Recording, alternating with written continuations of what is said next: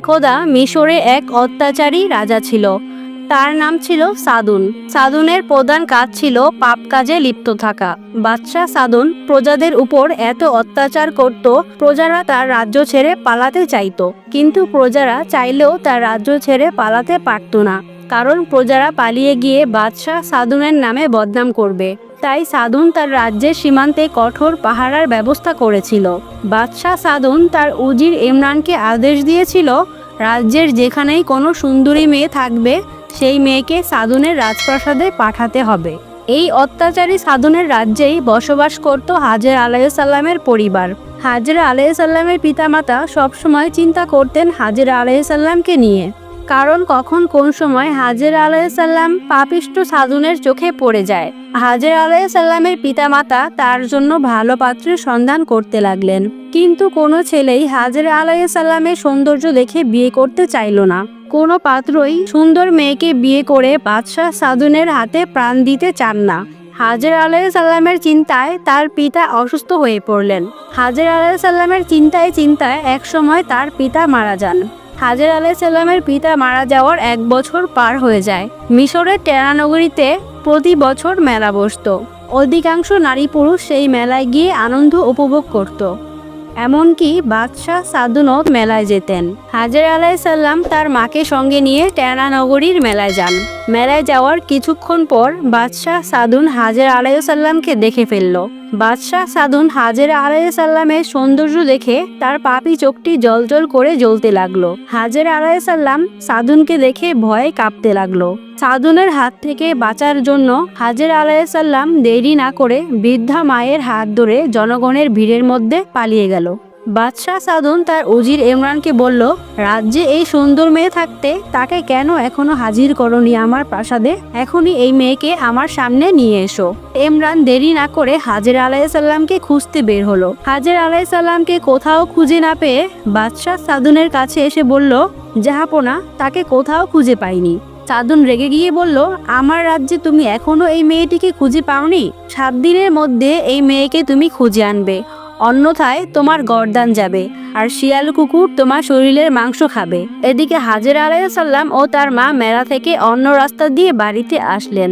হাজেরা আলাইহিসসালাম বললেন, বাদশাহ সাদুন আমাকে মেলায় দেখে ফেলেছে, এখন বাদশার লোকেরা আমাকে খোঁজাখুঁজি করবে, তাই এই বাড়িতে আমার জন্য থাকা ঠিক হবে না।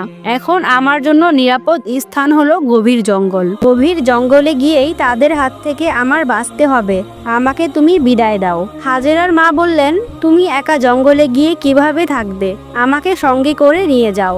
হাজেরা আলাইহিসসালাম বললেন, তুমি বুড়ো মানুষ, তোমার শরীর দুর্বল, তুমি দৌড়াতে পারবে না, তোমাকে নিয়ে আমার আরো বিপদ হতে পারে।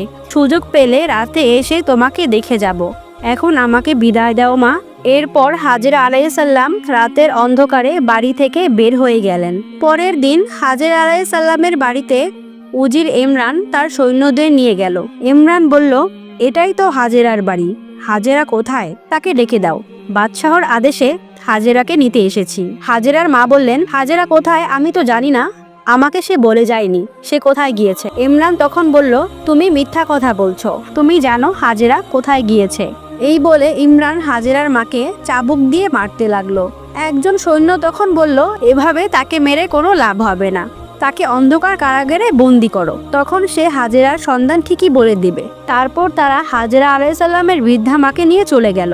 এদিকে হাজেরা আলাইহিসসালাম সারাদিন গভীর জঙ্গলে লুকিয়েছিল। রাত হলে সে তার মাকে দেখার জন্য তার বাড়িতে আসে, কিন্তু সে তার মাকে বাড়িতে কোথাও খুঁজে পেল না। তারপর তার প্রতিবেশী আত্মীয়র বাড়িতে যায়। প্রতিবেশী মেয়েটিকে হাজেরা আলাইহিসসালাম জিজ্ঞেস করে তার মা কোথায়। মেয়েটি তখন বলল, উজির ইমরান তোমার খোঁজে এসে তোমাকে না পেয়ে তোমার মাকে অনেক মারধর করে এবং তাকে বন্দি করে নিয়ে যায়। শুধু উজিরের সৈন্যরা তোমাকে খুঁজছে তাই নয়, লোভী গ্রামবাসীরাও তোমাকে খুঁজছে, তোমাকে ধরিয়ে দিতে পারলে তাদের পুরস্কার দিবে, তাই তুমি আর এখানে থেকো না, এখান থেকে চলে যাও। এদিকে হাজেরা আলাইহিসসালামের মাকে কারাগারে বন্দি করে সাদুনের সৈন্যরা অনেক মারলো।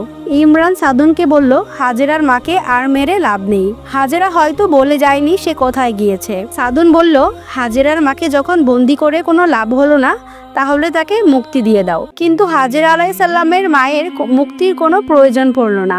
সাদুনের সৈন্যরা তাকে এত অত্যাচার করেছে যার কারণে তার মায়ের রক্ত বন্ধ হয়ে মারা গিয়েছে। এইদিকে উজির ইমরান বাদশাহ সাদুনের আদেশে হাজেরা আলাইসাল্লামকে পুরো রাজ্য খুঁজতে লাগলো।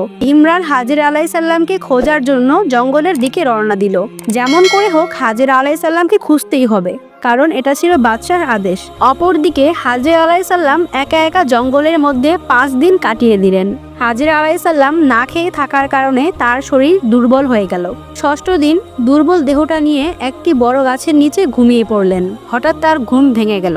তিনি দেখলেন উজির ইমরান ও তার সৈন্যরা তাকে বন্দি করে নিয়ে যাওয়ার জন্য এগিয়ে আসছে। হাজেরা আলাইসাল্লাম ভয়ে কাঁপতে কাঁপতে আল্লাহর কাছে দোয়া করতে লাগলেন।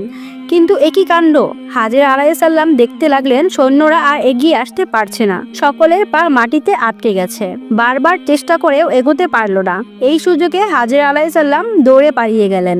কিছুক্ষণ পর ইমরান ও তার সৈন্যরা চলার শক্তি পেল এবং তারা হাজেরা আলাইসাল্লামকে অনুসরণ করে খুঁজতে লাগলো। হাজেরা আলাইসাল্লাম জঙ্গল ছেড়ে নীল নদের তীরে এসে পৌঁছালেন। তিনি পিছনে তাকিয়ে দেখলেন উজির ও তার সৈন্যরা দৌড়ে আসছে। তাদের হাত থেকে নিজেকে রক্ষা করার জন্য হাজেরা আলাইসাল্লাম নীল নদে ঝাঁপিয়ে পড়লেন। উজির ইমরান তার সৈন্যদের বললেন নদী থেকে হাজেরা আলাইসাল্লামকে তুলে আনার জন্য, কিন্তু কোনো সৈন্যই ভয়ঙ্কর ঢেউ দেখে নদীতে নামতে রাজি হলো না। একজন সৈন্য বলল, এটা আপনার বাড়ির পুকুর নয় উজির সাহেব, দেখতেই পাচ্ছেন ভয়ঙ্কর ঢেউ। আরেকজন বলল, এ কোনো সাধারণ নারী নয় উজির সাহেব, যে নারীর কাছে যেতে পা আটকে গিয়েছে এবং যে নারী ভয়ঙ্কর ঢেউয়ের মধ্যে ঝাঁপিয়ে পড়েছে সে কোনো সাধারণ নারী নয়। সকল সৈন্যরা বলল, আমাদের ক্ষমা করুন উজির সাহেব, আমরা নদীতে নামতে পারবো না। এই বলে সৈন্যরা চলে গেল। উজির ইমরান দেখলো হাজেরা আলাইসাল্লামকে নদীতে আর দেখা যাচ্ছে না।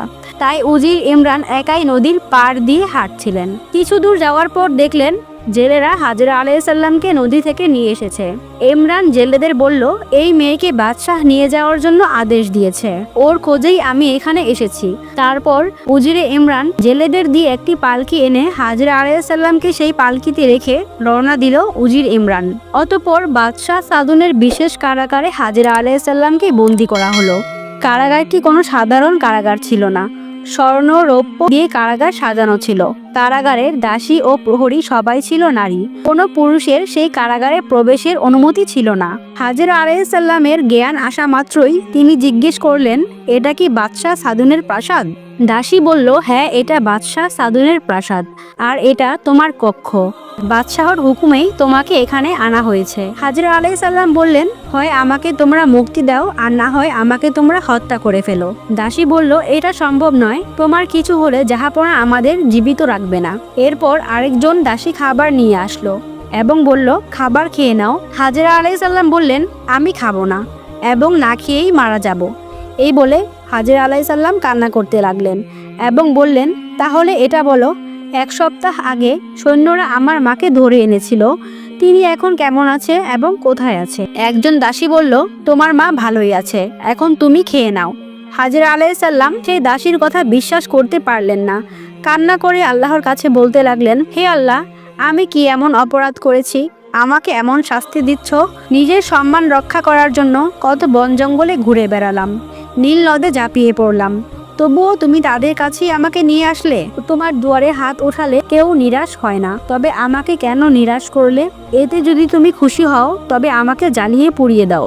তখন গায়েবী আওয়াজ আসলো, হে হাজেরা, আমি আমার প্রিয় বান্দাদের এভাবেই দুঃখ বিপদে ফেলে পরীক্ষা করি। তুমি ধৈর্য ধারণ করতে থাকো, ধৈর্য তোমাকে সফলতার দুয়ারে পৌঁছে দিবে। হাজেরা আলাইসাল্লাম গায়েবী আওয়াজ শুনে আশার আলো দেখতে পেলেন।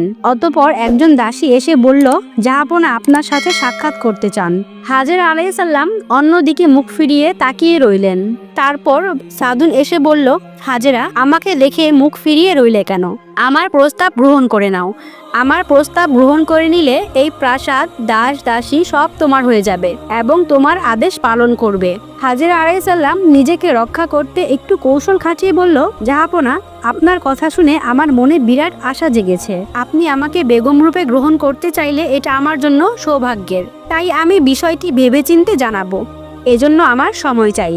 হাজরা আলাইহিসসালামের কথা শুনে সাদুন খুশি হয়ে গেল এবং বলল, বেশ, তোমার ইচ্ছের বিরুদ্ধে আমি কোনো কাজ করব না। তুমি সুস্থ হয়ে আমাকে যেটা আদেশ করবে আমি তাই গ্রহণ করব। এই কথা বলে বাদশাহ সাদুন চলে গেল।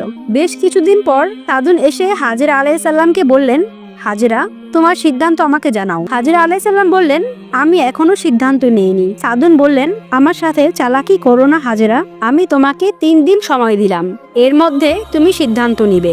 3 দিন পর সাদুন এসে হাজরা আলাইহিসসালামের কাছে গিয়ে বলল, তুমি কি সিদ্ধান্ত নিয়েছো হাজরা? হাজরা আলাইহিসসালাম বললেন, আমি আপনার প্রস্তাব মেনে নিব না। সাদুন বলল, তাহলে আমার হাত থেকে তোমাকে কে বাঁচাবে? হাজরা আলাইহিসসালাম বললেন, আমাকে আমার আল্লাহ বাঁচাবে। এই বলে হাজরা আলাইহিসসালাম আল্লাহর কাছে দোয়া করতে লাগলো। বাদশাহ সাদুন হাজরা আলাইহিসসালামের কাছে এগোতেই সাদুনের চোখ ব্যথা শুরু হলো এবং সে চিৎকার করতে লাগলো আর বলল, তুমি আমাকে জাদু করেছো। হাজরা বললেন, আমি তোমায় জাদু করিনি, এটা আল্লাহ তাআলার গজব। অতঃপর সাদুনের 2 চোখ অন্ধ হয়ে গেল এবং সে হাজরার কক্ষ থেকে চলে গেল। আর হাজরা আলাইহিসসালাম আল্লাহর দরবারে শুকরিয়া আদায় করলেন। কিছুদিন পর বাদশাহ সাদুন এসে বলল, হাজরা, আমি তোমার কাছে ক্ষমা চাই, তুমি আমাকে ক্ষমা করে দাও। আমার প্রস্তাব তোমাকে মেনে নিতে হবে না, আমাকে তুমি ক্ষমা করে দাও। হাজরা আলাইহিসসালাম তাকে ক্ষমা করে দিলেন এবং আল্লাহর কাছে দোয়া করলেন। আল্লাহর ইচ্ছায় বাদশাহ সাদুনের চোখ ভালো হয়ে গেল। সাদুন হাজরা আলাইহিসসালামকে তার প্রাসাদে থাকার জন্য অনুমতি দেয়। এরপরে সাদুন তার কক্ষ থেকে চলে যায়। এভাবে হযরত হাজরা আলাইহিসসালামকে আল্লাহ তাআলা তার সাহায্য দিয়ে সাদুনের হাত থেকে রক্ষা করে। হযরত হাজরা আলাইহিসসালামের পরবর্তী ঘটনাটি শুনতে চাইলে কমেন্ট বক্সে জানিয়ে দিন। ভিডিওটি ভালো লাগলে একটি লাইক দিবেন এবং চ্যানেলটি সাবস্ক্রাইব করে পাশে থাকবেন। এবং ভিডিওটি কেমন লাগলো সেটা আপনাদের মূল্যবান মতামত কমেন্ট বক্সে জানিয়ে দিন।